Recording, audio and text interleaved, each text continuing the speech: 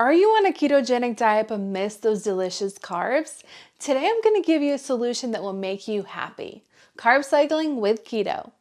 Hi, my name is Lesya Holzapfel. I'm a woman's clean keto and carb cycling nutritionist, and this video is the fourth in my series on keto carb cycling for women.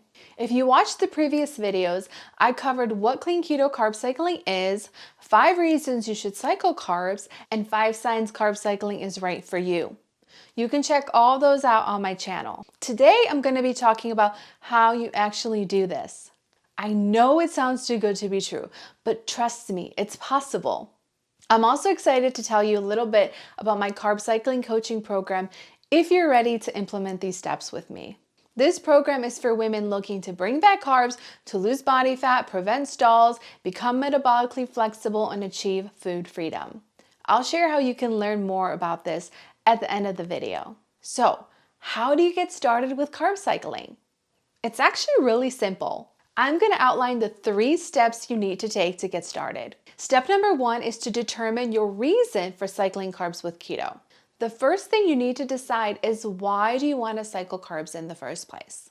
Your reason will determine the next steps, so we need to choose that first. In my program, the Clean Keto Carb Cycling Blueprint, I outline 10 different protocols for carb cycling.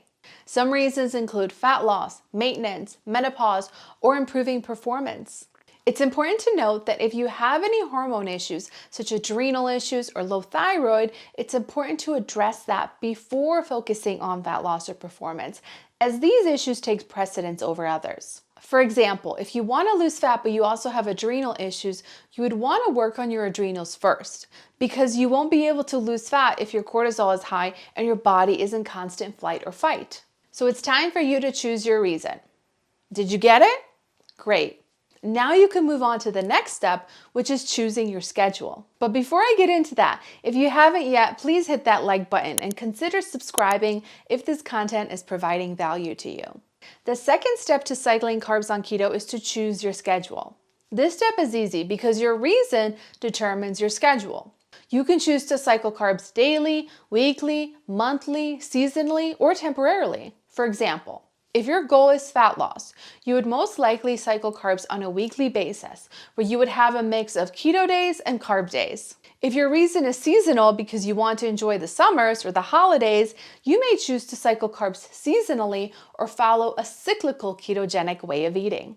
It's important to remember that every woman is different, and what works for one person may not work for another, so it's important to find the schedule that works best for you and your lifestyle. Inside my program, I have guides that outline the recommended schedules for each protocol so you don't have to figure it out on your own. And the final step is to calculate your macros. When it comes to macros, I do recommend my clients track them for at least a month or so when they start carb cycling, especially if they come from a keto diet and they haven't eaten carbs in a long time. Let me know in the comments if you track macros currently or not.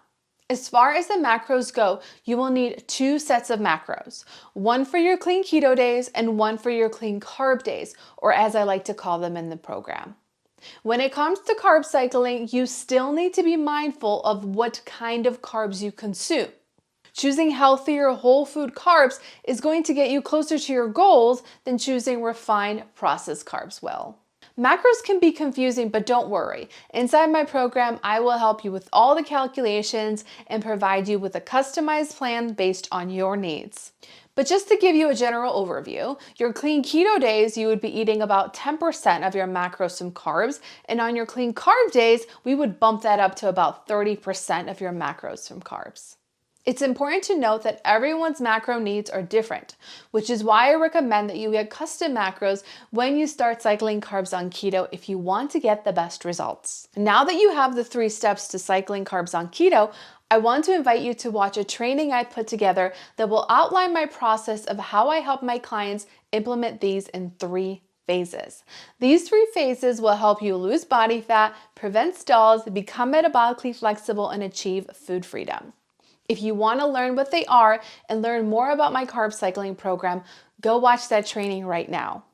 I will leave a link in the description for you. Until then, if you haven't watched the other videos in this series, make sure to do that next. I'll see you in the next video.